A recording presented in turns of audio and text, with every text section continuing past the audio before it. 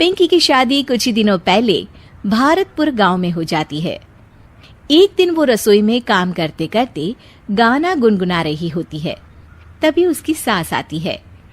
बिजली गिराने मैं हूँ आई, कहते हैं मुझको हवा हवाई, हवा हवाई, वी वी वी वी वी। ओहो, हवा हवाई मैडम, कहीं उड़ मत जाना हवा से। अरे मम्मी जी, उड़े मेरे दुश्मन। आप बताओ, कुछ काम था क्या?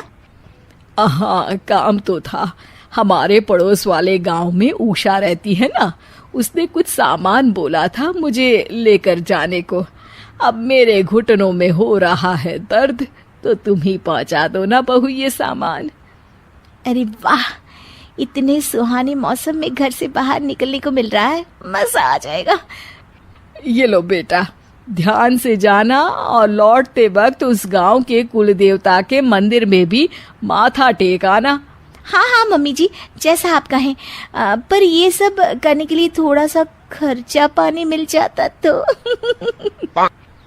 अरे पानी तो तुम्हें उषा पिला देगी, और खर्चा तुम ज्यादा करना मत, ठीक है बहू? जाओ, शाम तक घर लौट आना, ठीक है बहू रानी? सास वहां से चली जाती है और पिंकी पड़ोस वाले गांव में पहुंचती है और उसे कुल देवता का मंदिर दिखाई देता है। पहले मंदिर होकर आऊं कि सामान देकर आऊं? चलो मंदिर ही हो आती हूँ। पिंकी मंदिर के पास जाती है, तभी उसका पैर एक पत्थर से टकराता है। हाय रो, मर गई रे। पिंकी देखती है कि वो पत्थर चमक रहा होता है। पिंकी वो पत्थर उठा लेती है। अरे, ये पत्थर तो चमक रहा है। वो पत्थर देख ही रही होती है कि तभी उसे एक आवाज सुनाई देती है। दन दना दन दन दन दन, जो तेरा मन चाहे तू बन। अरे, ये आवाज कहाँ से आ रही है? जो तेरे हाथ में पत्थर है उसी में से बोल रहा हूँ मैं पिंकी। ये पत्थर है जादुई और ये लगा है तेरे हाथों में, तो ये हुआ तेरा। अब तू जिसके रूप में आना चाहे आ सकती है। ये पत्थर हुआ तेरा। दन दना दन दन दन दन। क्या सच में ये जादुई पत्थर मेरा हुआ? अरे वाह वाह वाह वाह। पिंकी अपना काम खत्म करके घर आती है और उसकी सास रसोई में काम कर रही होती है। अब वक्त है इस पत्थर का इस्तेमाल करने का। बड़ी थकान हो गई है रास्ते में, सासू माँ से थोड़ी सेवा करवा लेती हूँ।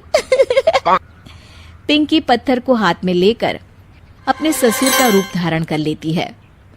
अरे ओ कमलेश की माँ, इधर तो आना जरा। क्या हुआ जी, क्यों चिल्ला रहे हैं? अरे मेरे सर में बड़ा दर्द है, जरा सर और कंधे की मालिश तो कर दो। मैं आपको मालिश वाली दिखती हूँ क्या? जाइए, किसी नाई के पास जाइए और कराइए मालिश। जी भर के कराइएगा। अरे तुम ही तो हो मेरी मालिश वाली। तुम्हारे कोमल कोमल हाथों से जब ये खूबसूरत उंगली में बालों में मालिश होती है, आहा, सर दर्द हो या कैसा भी दर्द भाग जाता है। आप भी ना, आपने पहले तो कभी मुझसे ऐसे बातें नहीं की। आइए बैठिए, कर देती हूँ मालिश। पिंकी की सास पिंकी की मालिश कर रही होती है और पिंकी को बड़ा ही आनंद आ रहा होता है। इसे कहते हैं स्वर्ग की जिंदगी। सासू माँ के हाथ किसी हथौड़े से कम नहीं है, पर फिर भी फ्री की मालिश तो मिल रही है ना। वाजी वाजी वाह।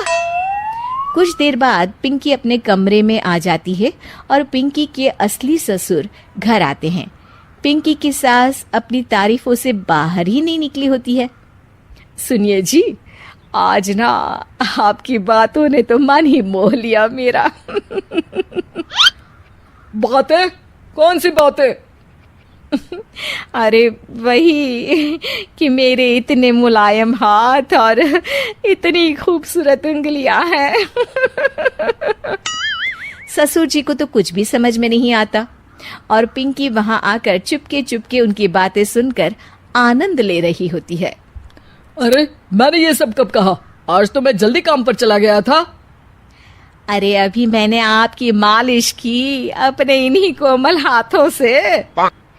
कोमल और तुम्हारे हाथ, अरे कमलेश की माँ, तुम्हारे हाथ तो इतने सख्त हैं कि अखरोट ही तोड़ दे। मैंने तो आज तक तुमसे इसलिए मालिश नहीं करवाई, तुम्हारे हाथों को देखकर तो मुझे वो डायलॉग याद आता है, ये 2.5 किलो का हाथ जब किसी पर पड़ता है ना तो आदमी उठता नहीं, उठ जाता है। सास को गुस्सा आ जाता है। आए बड़े मेरे हाथ को 2.5 किलो का कहने वाले। अरे खुद की तोंद देखी है, बारात का ढोल भी शर्मा जाए देखकर। पिंकी उन दोनों की बातों से हंसी रही होती है कि तभी वहां कमलेश आता है और वो बहुत परेशान होता है। मैं तो लूट गया। अरे क्या हुआ कमलेश? दुकान में कल वो गुंडा जग्गू दादा आए थे और धमकी देकर गए हैं कि 1 लाख का हफ्ता देना पड़ेगा, नहीं तो मेरी दुकान तोड़ देंगे। सभी चौंक जाते हैं।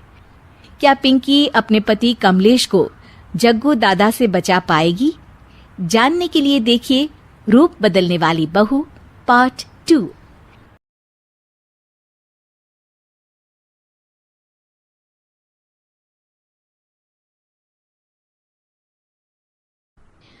पिंकी के पति कमलेश की दुकान पर गांव का गुंडा जग्गू दादा आता है और धमकी देकर जाता है कि अगर उसने 1 लाख रुपए नहीं दिए तो वो दुकान तोड़ देगा। घर में सभी परेशान होते हैं। अरे सत्यानाश हो उस जग्गू का, अच्छा खासा लड़का था, पता नहीं क्यों गुंडागर्दी करने लगा, किसी की भी जमीन हड़प लेता है और अब हमारी दुकान के पीछे पड़ा है नास पीटा। मेरे तो कुछ भी समझ में नहीं आ रहा कि मैं क्या करूं। अरे बेटा, मैं तो कह रही हूं कि 1 लाख रुपए दे दो और छुट्टी पाओ इस जग्गू दादा से। नहीं माँ, मेहनत की कमाई है, ऐसे कैसे दे दूं? मैं तो 1 रुपया भी नहीं देने वाला उसे। अरे पैसा तो दोबारा भी कमा लेंगे, पर जान है तो जहान है। नहीं पिताजी, मैं नहीं दूंगा पैसे, मैंने फैसला कर लिया है।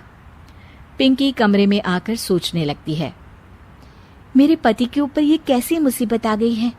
हे भगवान, क्या करूं मैं?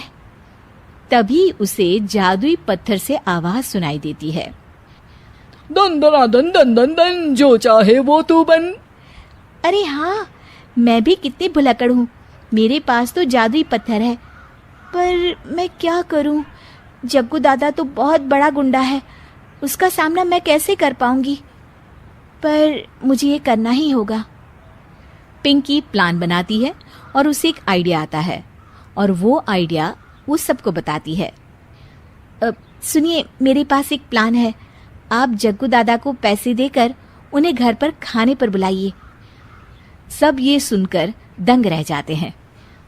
लो और सुनो, अरे वो तुम्हारे दूर के चाचा नहीं है जिसको खाने पर बुलाया जाए, जग्गू दादा है, इस गांव में सबसे अमीर और 1 नंबर का गुंडा।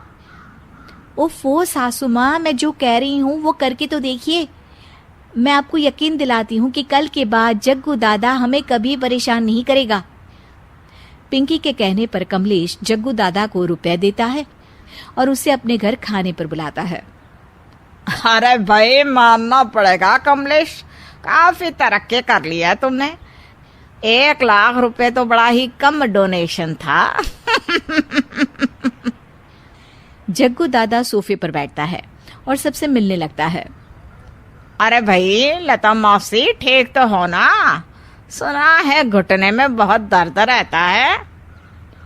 हाँ बेटा, पर तुझे कैसे पता चला? अरे जग्गू दादा सारे गांव की खोज खबर रखता है, और वैसे भी मेरी माँ और आप तो बचपन की सहेलियां थी ना, तो आप तो हमारी मौसी हुई।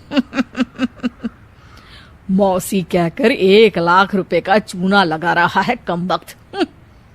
तभी बेल बजती है और कमलेश दरवाजा खोलता है तो सब दंग रह जाते हैं।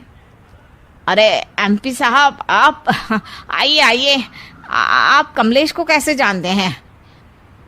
अरे भाई, कमलेश हमारे बड़े ही अच्छे मित्र हैं और मैंने सुना है कि आप इनकी दुकान हड़पना चाहते हैं, इनसे चंदा भी मांगते हैं आप।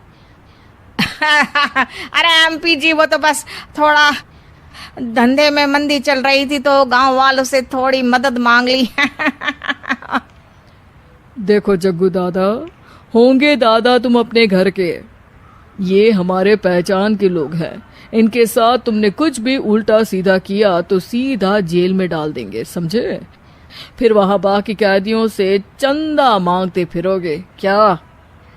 जग्गू घबरा जाता है और वहां से जाने लगता है। जी जी एमपी जी, समझ गए हम, चलते हैं। हमें माफ कर दो कमलेश बाबू। अरे बेटा, खाना तो खा लेता।